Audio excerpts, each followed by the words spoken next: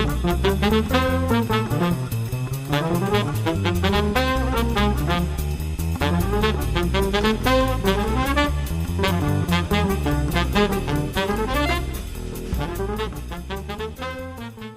everybody, to another edition of the Business Brains and the Bottom Line podcast. My name is Paul D'Allegro, your host, and my guest today is Nancy Matter. Nancy, welcome to the show.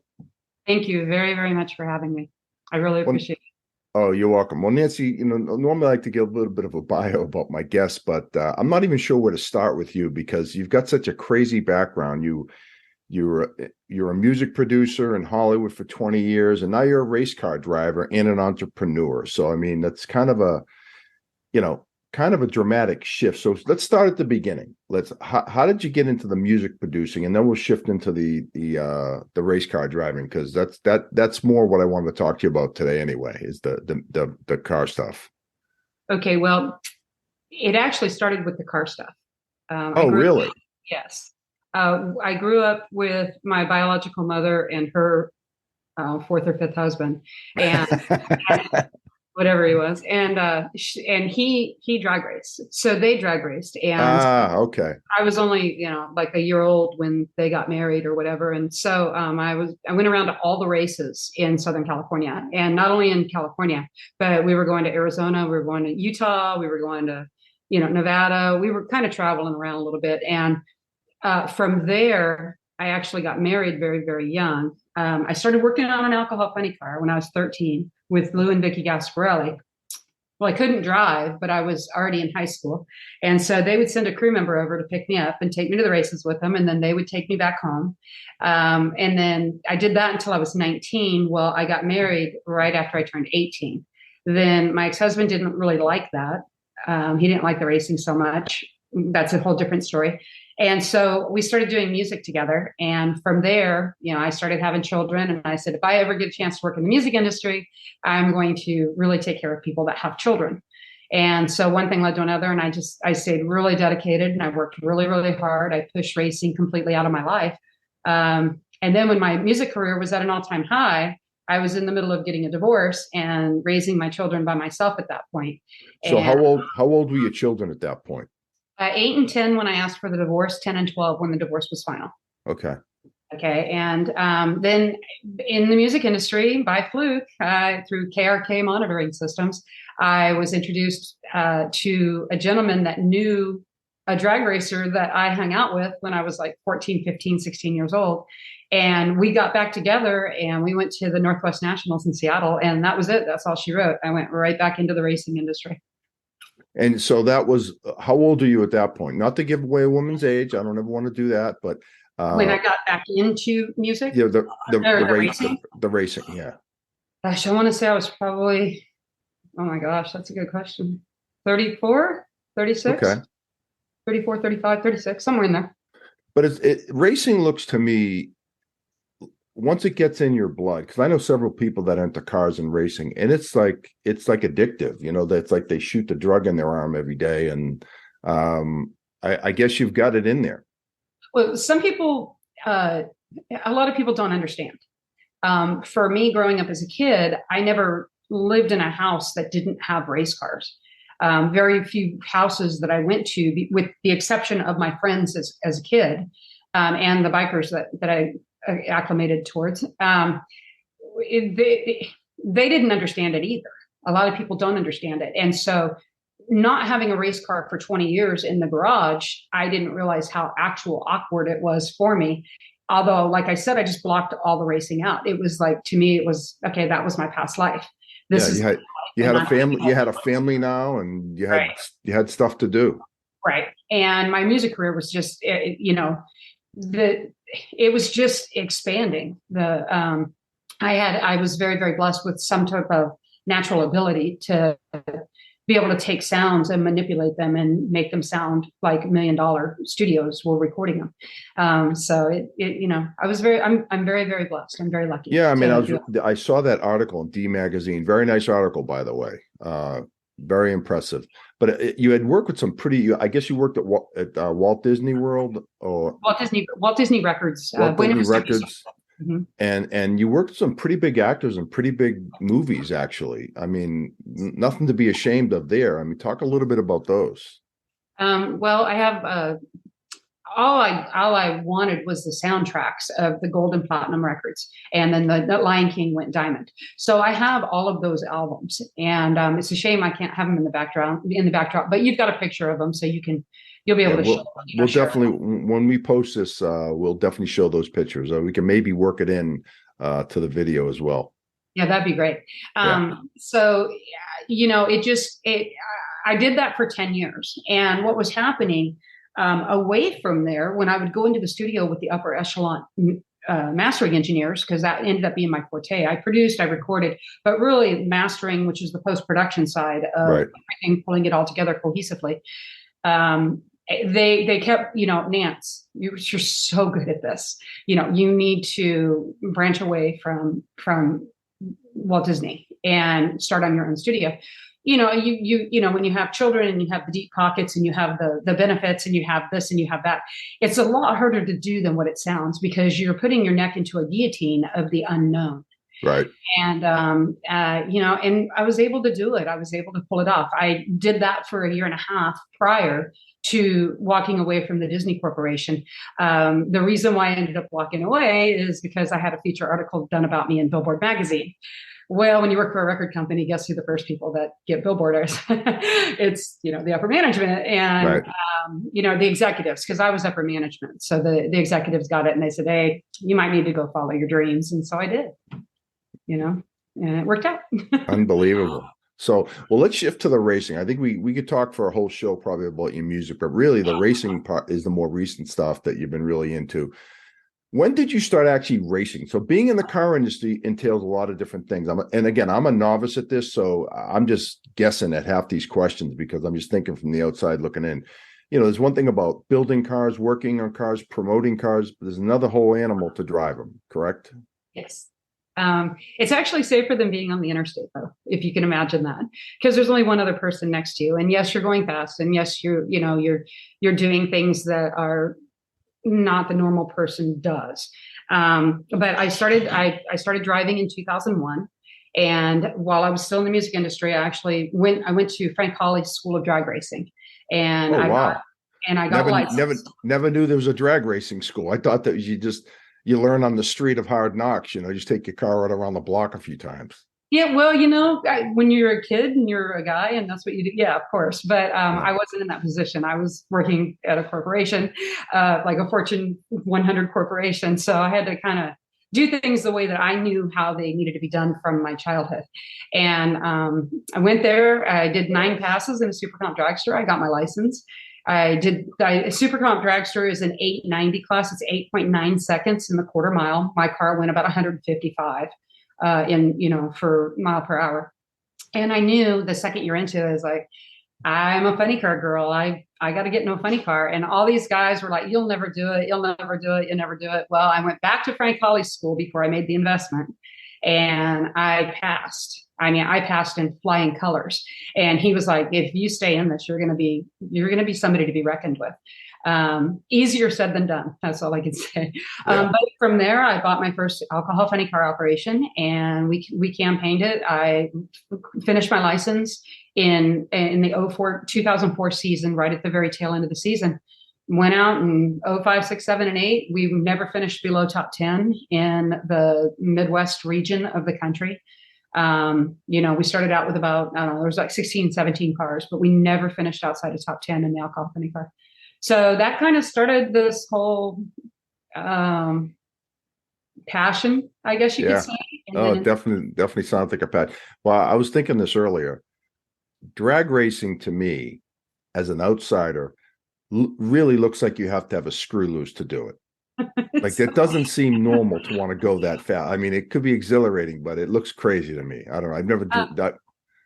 Well, some people can do it and some people can't, because you have to understand, when I get strapped into the car, like my dragster, I had the engine behind me and it was an open cockpit. I would get sick to my stomach. And this is crazy. I would get sick to my stomach. I would get like hyperventilating and this and that and this and that. First time I was strapped in a funny car, I was home and I knew I was going to drive a funny car. And a lot of people are the opposite. Right. they get strapped into a funny car and they feel like they're in a cocoon and they can't breathe. And so they can't do it. They have to get out of the car. Yeah. For me, it was a very natural transition. So we always have a joke with the motorcycle riders, the pro stock bikes and the Harley guys and stuff. They're like, they think we're crazy because we're on four wheels. We think they're crazy because they're on two wheels. Yeah. So, and we've got parachutes and, the whole thing, and we've got a lot of safety. The amount of safety that we have in these cars, that's why you see so many of them. They say, oh, and they walked away. Yeah. It's because we're so tight in there. And believe it or not, things happen so quickly. Obviously, they happen very quickly. But in my brain, and I can't speak for anybody else because I'm not in their body, but in my brain, everything slows down frame by frame. So I went off the end of the track in 2016 at San Antonio. And what I say is I plowed a 2,200-pound scarecrow. It was a great big huge bale of hay, and Wow. I hit it right straight in the middle. Well, as soon as I knew I was going in the sand, I went into the fetal position. Right. So took my hands and feet off of everything, didn't embrace myself, didn't do anything like that, and that way my body had the ability to flex a little bit. Yeah, that makes sense. Actually, and I was we figure I was going probably about 100 miles an hour when I did that. The chutes wrapped around the wheelie bar. And actually, I made a little bit of a mistake. I hopped the car like 6 times. You're not supposed to do that. You're supposed to just let it, break easier than that. But I was running out of track. And so, then I went back into that, and it did some damage. It sheared the injector head off. It smashed the windshield. And it was, how'd you make out though? Any injuries for you? Oh no! When I opened my eyes and all the straw and hay was going all over the car, that's when I said, I just plowed a scarecrow. No, I was fine. I got out of the car. I was a little bit disappointed because I knew I hurt my car a little bit, but sure. Really, we didn't hurt the chassis at all. We hurt the body, and we took it down to our buddy Royale, Carbon Technologies down in Houston, and he fixed her right up, and we got it wrapped, and there we are. We were back at it. So I'm assuming you have a whole crew that works on Yes. That's part of your team that travels with you to races. And how many people are on your team? Well, we're starting on a new endeavor with the Nostalgia Nitro Fuel car. We've had anywhere from 6 to 8. Okay. With the new car, which is the Camping World Series, they call it the Big Show Nitro Top Fuel Funny Car. We're going to probably have, I'm just going to say we're going to have 10 people. We've got actually 7 regulars right now. And I've got 2 people that are going to fly in. So that puts us at 9. And then we'll have an additional truck driver. So that'll be our 10. Big crew. You got to win a lot of money or get a lot of sponsors. We'll get into your sponsors in a little bit too, but you got to generate with that kind of a crew. You can't finish last every race. So you're not going to be in business very long, right? Well, you can't. There's a lot of first round losers, first round winners, actually. We do things a little bit different. We really try to work with our parts, and we try to clean them up, and we try to reuse them whenever we can. Obviously, the Big Show car is a new endeavor for us, so we'll figure that out. But I do all the cooking for the crew. A lot of times it's crazy. I'll be at home and I'll make 2 great big huge pans of spaghetti. I'll freeze them and then take them to the track, and all I have to do is throw them on the Traeger. And 4 hours later, boom, I've got enough food to feed, 20 people or 2 meals for 2 days. I work with a local butcher, and they always let me know when things are coming on sale. So I buy steaks in bulk. I buy, hamburger meat in bulk. I buy a lot of stuff in bulk to enable the cost to be more affordable, especially for people. And, so I just always hustling and working and marketing and looking for, how I can give back to potential marketing, people. But see, now you have to always have something in queue too, which hence our diesel shop offsets a lot of the cost for a lot of this. So it's not like, I can just be happy-go-lucky and not have any work to do at all. I run that business as well. And so, and then I've got my foundation that I work with too. So you're a busy gal. You've got the, like I said, you're an entrepreneur. You've got your own business. You're obviously the music career is in the past, and you've got your drag racing. But you do have another foundation I want to talk about too. It's the sniper guy. What's his name from the SEO? Yep. Yep. Yes. Now, how did that all start? I think you said you had a dream about him or something, or Well, I had three dreams actually, and okay. on the third, and it was the same dream every time, and it was very vivid. Very But you had never met him though, correct? no, no, not Interesting. not not in physical form. Okay, I know that sounds weird, but not in Yeah, no, I physical. know where you're going with this. You felt Yeah. like you met him somewhere along the line emotionally, Well, right? metaphysically, Yeah. metaphysically. Okay, so on the first dream, it was like, whoa, wake up, and that was cool. And I replayed the whole thing. I don't say anything because I'm not from Texas. I wasn't even crazy about guns at that point. Um, so then the next dream, it was I don't know, about a month later. I want to say a month or month and a half, and it was the exact same dream. And I was like, "Oh man, that's cool." And what he did was he came in over my helmet when I was staging the car, and I went up on the RPMs. I launched. I hit shift. I hit shift. I hit the wind light, and then I threw my chutes and I pulled off the track. So I was like, "Oh God, this is even better. It's twice now." So the third time the dream happened, I finally just looked up in the universe and I said, "Okay, you guide me. You tell me what it is you want from me." I don't know where this is pointing me. I don't know. I don't know. Like you Yeah. just kind of roll with the punches at that point. Well, I'd never told anybody about these dreams, and lo and behold, about a month later, a mutual friend of ours, Tony Ryan, he called me up out of the blue and, "Hey, what are you doing? This and that, this and that." I said, "Hey, I need to get some decals from you for Halo for Freedom," which is a foundation that Tony was involved in. I said, "I want to put him on the race car." He goes, "Nah, nah, nah." He goes, "We're going to put Chris Kyle's name on there." I'm like, "Wait a minute. What are you talking about?" He goes, "I know Wayne. I know Debbie. I know Jeff. I know Amy. This is what we do, and this and that, this and that." So I learned a lot about Chris, the man he is, or was, Chad Littlefield, the Craft International. I just learned so much information in such a short period of time that when Tony presented this information to the Kyle family, the background clearance level that they have, they came back and told Tony in about 10 minutes more information than anybody that I've never met could have known about me. And Really? yeah, Wow. came back, knew I was a single mom, knew I was in the music industry, knew I was bonded by the government with my brother. They knew all of these different things. And they said, absolutely, they want you to carry their son's name on your car. Very And nice. It's a so it great was so feeling. it really has been a remarkable experience. And to this day, I mean, for the rest of my racing career, I will have Chris and Chad on the back of the trailer in a 6 foot. They're 6 foot tall on the back of the trailer, and then I've also got them on the back windshield of the race car. It's not really a windshield; it's all carbon fiber. But Sure. I've got a picture, and when you walk around it, their eyes follow you. So it's Oh, really, wow. yeah, That's and you cool. can't. It's very cool, but you can't video it because we've tried, and there's a reason for everything, and there's a reason why it can't be videoed. So it's a lot of racers, they go and they put pictures of themselves or they, whatever. And I will never do that. I will Yeah. always have some child on the back. As long as the family blesses me enough, to allow Sure. me to do this, I will continue to do How, it. how long have you been involved with the family? 7 years. Okay. So, yeah, it's not like it's a year. It's not going anywhere. No, no, it's been 7 years and we continually raise money.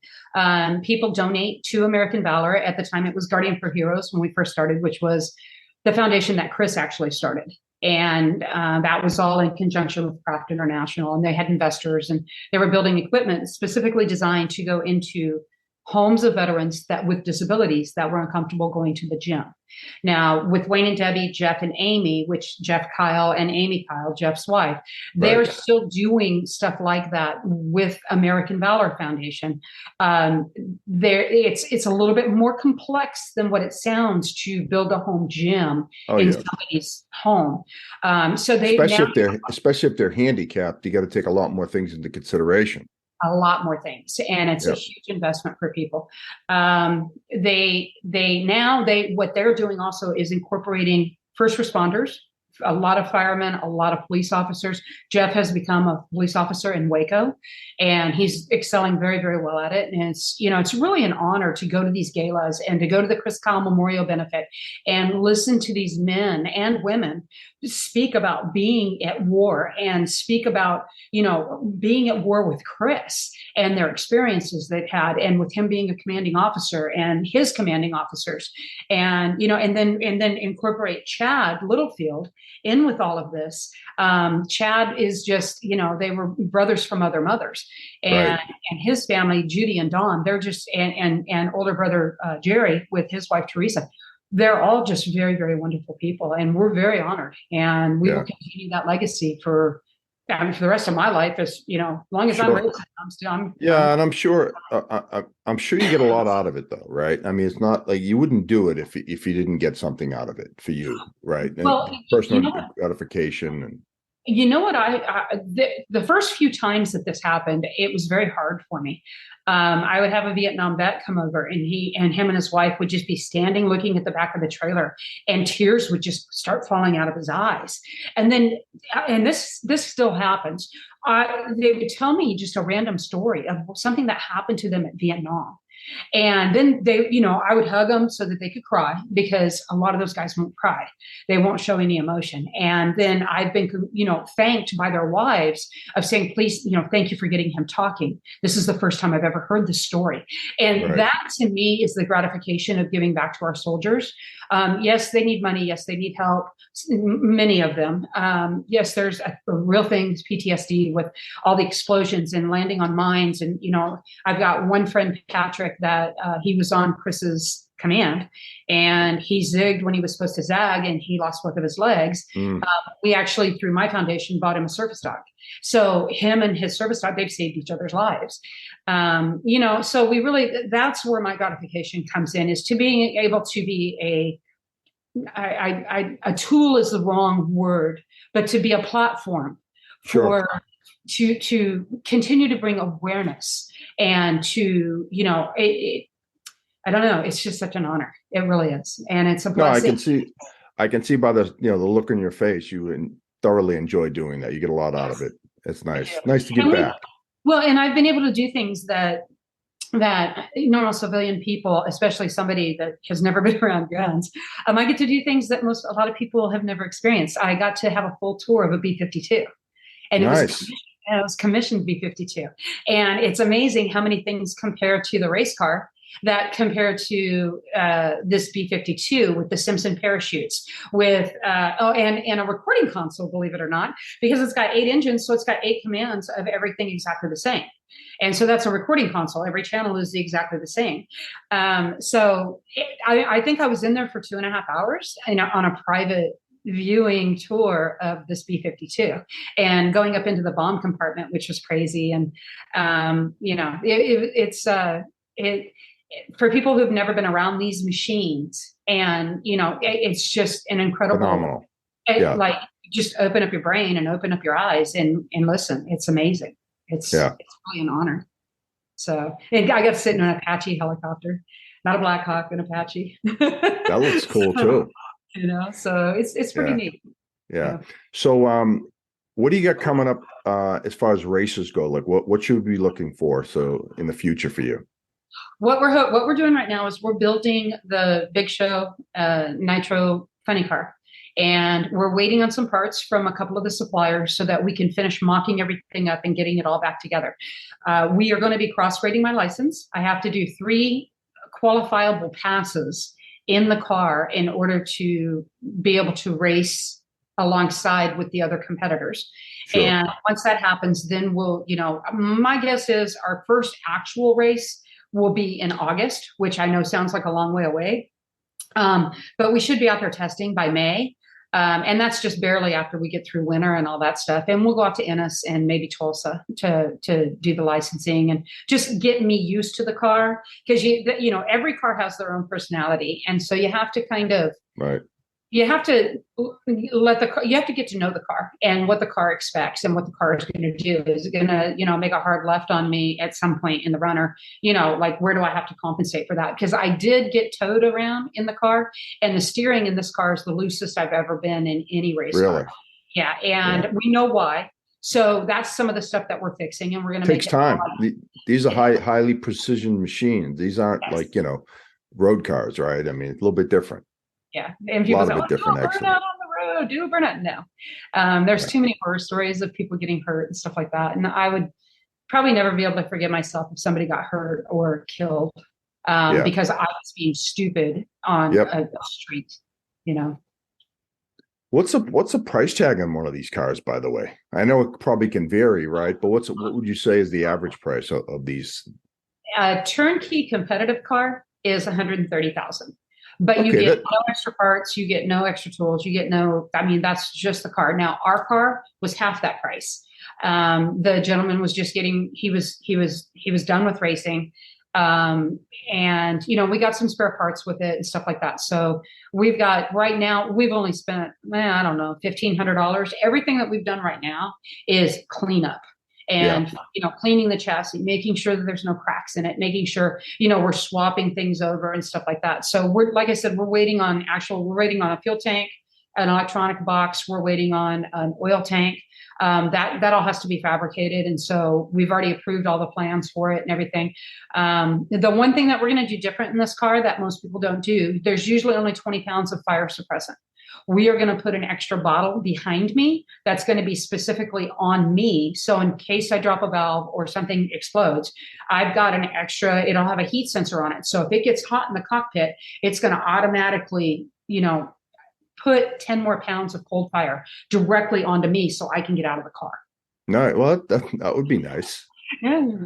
Minor details. Yeah, exactly. You want to live. I mean, you're too Yeah, young to go, so that's good. But I've got too much to uh, accomplish. well, that's awesome. One thing, and I know we're kind of jumping around, and one thing I did want to talk to you about is, that industry, even the music industry, was such a male-dominated industry. Mhm. How has that worked for you? Being a woman, obviously, you've excelled in both industries. How have you seemed to navigate that path? For the most part, men in this day and age, not all, they're a little bit more embracing of women being bosses or being in the position that I'm in. And there's a lot of men that still are not, so don't get me wrong. But in the racing world, I don't pay attention to them. Now there's a lot of them that I deal with in the diesel repair facility. I feel like there's more.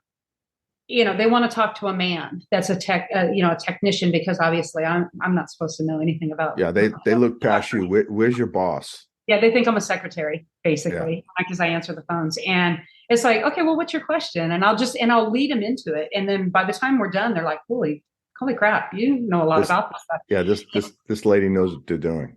Yeah, yeah. And that happened with the music industry as well. Nothing happens overnight. It takes years to find your place in there. And you can't be offended. I mean, I do not have thin skin in any way, shape, or form. It's like, bring it on. Yeah, I don't like confrontation, so let's just work it out. yeah. Let's just talk intelligently. If you've got a problem with me, and the thing is with drag racing, your adrenaline is so high at the top end of the track that I've seen, like a couple of times, when I've won, they've thrown their helmets at their cars and, throw them down on the ground and kick them and stuff like that. But it's just because everybody's so competitive and we just want Right. to, and you want to win. I mean, that's why you go, you want to win. So, and we've been pretty lucky. We've won a handful of races and we've run it up at a handful. And, with the music industry, I've been very, very blessed in there. I've worked on Grammy, I've been to the Grammy 7 times. I've worked on Grammy award-winning albums. Wow. I would like to tell you a little story about that blended drag racing with Absolutely. I've always said stories. I love stories. this is when I was in my Super Comp dragster, and I was working on a couple of very high-profile projects. One of them was the Ray Charles anthology, where it started in the early 60s and it went up into the 70s. And we were doing concert pieces from all these different venues all over the world to make a 2-disc set with all the editing and all that stuff. And then I was also working with Peter Gabriel. And Peter Gabriel was doing a live concert series for themusic.com. So I had assured both record companies that I was not going racing in Bakersfield. And I would have pulled it off, except here we are up at Bakersfield, and they do warm-ups with the cars in the alcohol class. So I was in somebody's trailer, and the guy that had already warmed up decided to warm up again. So I had to mute my phone real quick, and I get back on there, and Barry just starts laughing because he knew. Well, what I was doing was I was leaving to go to the races, and then my son was driving me home at night so I could work all night. Okay, it's about a 2-hour drive from the patch. Bakersfield. Yeah. And so I would work all night, then we would drop off the masters in Hollywood at the record companies in the morning. And then I would go to sleep in the back of the truck and he would drive me back up and then I'd go back into racing. And so we did that we did that on Thursday, Friday, and Saturday. And finally, Sunday I was done. I just stayed at the track. So yeah, there's a lot of stories like that, I don't know, you just do what you got to do. So. Yeah. Just, you can't have any hurdles in front of you, right? In life in general, right? You doesn't sound like you let anything stop you. I love that. Well, everybody has good days and bad. And I try to always make it good, even when you wake up and you're not necessarily on the right side of the bed. Something will always give you joy. You just have to look and see, and anywhere that you go, there's always somebody that's going to have a worse day than what you're having. Yeah. And it doesn't matter, they might not be in this country. They might not be in your circle. They might not be in your square. But there's always somebody that's having a worse day, because then you hear of somebody who lost a loved one, or you hear of somebody having a horrific car accident, or, I feel so blessed to just be surrounded by such good people. And I really got to say a thank you to Wes and Aspen, because, they introduced me to you and, the Tarkington family, and they race and they've got their cars, and they're really great people. So I'm very fortunate for them. Yeah, no, they are great people. I work with Aspen at Prescriptive Data. She's a great gal. Just a pleasure to work with. Just a lovely lady. And I know that, like you said, she's into race. We went out to Texas Motor Speedway on Friday to watch those autonomous cars. How was that? Well, they never got out because it rained. Oh. So, and plus it was like 40 degrees. So the track was too wet, too slick, and they kept trying to dry it. Finally, I hung around most of the day until about 2 p.m.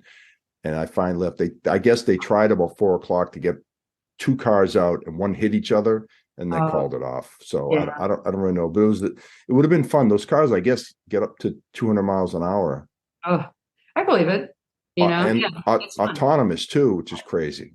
Yeah, they do some crazy stuff out there at the Motor Speedway. We went out there for a NASCAR race and actually got to sit in one of the condos, so that was kind of neat. It's like, I think you guys were in a suite or something. I just saw one picture. It looked like we were inside. I wouldn't say we were in a suite. We were kind of in the. You could have gone outside if you wanted to, but it was literally 40 degrees and raining, so there wasn't. Gosh. Yeah, so we just stayed where they had a restaurant and food, and then it was a technology show sponsored, I think, a Tech Data, Cisco, a couple of the partners, and so they had like a little trade show going on. So we bopped around, but at some point it was to the point, like, how much longer can we stay? Yeah. It happens. It happens in drag racing too. I mean, we've been up in Iowa and ready for eliminations, and they call it because it's not going to quit raining, and it swirls around, and it's a bummer, but it happens. So safety's got to come first, and I often thought that is like, God forbid. Now, granted, these are autonomous cars, so if something crashed, no one's going to get killed. But still, these cars are $1 million cars. Yeah, and not insignificant. Not insignificant. So if you're on a wet track and you take it, just destroying a beautiful car. Yeah, you can't. So any racing. I'm sorry. So Nancy, if I think you have your own website. If someone wants to kind of look into your schedule and learn more about you, where would they go to do that? The best place right now, because my website's so outdated. My website is nancymatterracing.com. It is so outdated. So really the best place is Facebook, Nancy Matter Racing. That's a really good page. I'm limited on my personal page. I'm already at close to 5,000. So really Nancy Matter Racing. With my foundation it's Racers Igniting Hope. So we raise money there. And so that's pretty much where I put everything. Yeah. And I'll put the link to your article in D Magazine. I'll throw that in the body of the, when we post this, I'll put that out there, because I thought it was a great article. There's so much in that article. We just don't have time to go over it all. Your upbringing. I just think it's fascinating that you had a rough upbringing, wasn't the easiest, and you still turned out to be a very successful person in life. And you should be proud of that. Thank you. We work hard. Yeah. And you have fun doing it. It looks like. Oh yeah, we try. I'll get with Aspen. She knows all about you. If you're racing local, I'd love to come see you. Absolutely. Yeah. Now, like I said, we're going to be testing with the car at Ennis. And Okay, that's not too far from here. That's about no, less than 60 an hour. miles. Yeah. Yeah. So, and that will definitely be up on my Facebook page and all that. Some of it we're going to kind of try to keep a little bit on the down low because we don't want too many people there because I really need to be able to focus. It's going to be the first time in the car, and the car is 11,000 horsepower. All my other cars have been 4,000. So this one's Say that again. 11,000 horsepower. yes, sir. That's insane. Yes, it's that left of center. Yeah. Yeah. Hey, by the way, I got a question for you. That yes. that Ennis drag strip, is that right off 35? It's off of 287. Okay. So you go 35 E straight down to exit 403, and then you go left 11 miles. So it's because Texas Motor Speedway is off of 35W. Texas Motorplex is really, they joined together at Hillsboro, so it's actually past the track. So it's actually 35E. Got it. Okay. It's Ellis County. Yeah. But yeah, no, I'd love to again, I don't claim to know much about racing, so I don't want to like sell myself as some racing expert, but I'd like to learn more about it. I mean, I look at it this way, there's got to be something to it. I mean, these stadiums fill up with hundreds of thousands of people for races. I mean, this year alone, the NHRA, which had 23 races, had 13 sellout crowds for the weekend out of 23 races. And each venue, on average, and just on an average, I want to say they hold about 47,000 people in the grandstands. So you have that on Friday, Saturday, and then Sunday. That's a lot of people going to see a drag race. Yeah, really is. Yeah. So, well, Nancy, thank you so much for coming on. I've learned a lot. I loved your story. That's why I wanted to have you on. There's so many twists and turns your life has taken. Again, being a woman in a male-dominated in a sport and industries, that just it was great to hear it, from you. I really appreciate you coming on. Thank you so much for having me. I'm really excited to share all of this. Oh, can I say one thing? You sure can. It's your show. I would like to absolutely say thank you to Autolite Corporation and Darton Sleeves, because we're part of the Darton Army, Autolite Annie, Ellison Insulation, Allstate Insulation, Spray Foam Insulation, Handcrafted Hose Company, AAI of Denton. It's all about imports of Denton, and North Texas Diesel, just for believing in us, all of our customer base, and all of that. And to thank you. All right. Well, I hope, great shout out to all those folks. I'm sure they appreciate it. We appreciate them a lot. Looking forward to seeing them in December. So. Okay. Well, okay. I hope to meet you face to face in the near future. I'm going to work on that. I guarantee we're going to meet. Hopefully in the next few months, we'll get to meet personally, and it should be exciting. It's great. I thank you again so much. Oh, quite welcome. All right. Well, Nancy, that's a wrap. It's another edition of Business Brains on the Bottom Line. I'm your host, Paul Delegro. Until next time.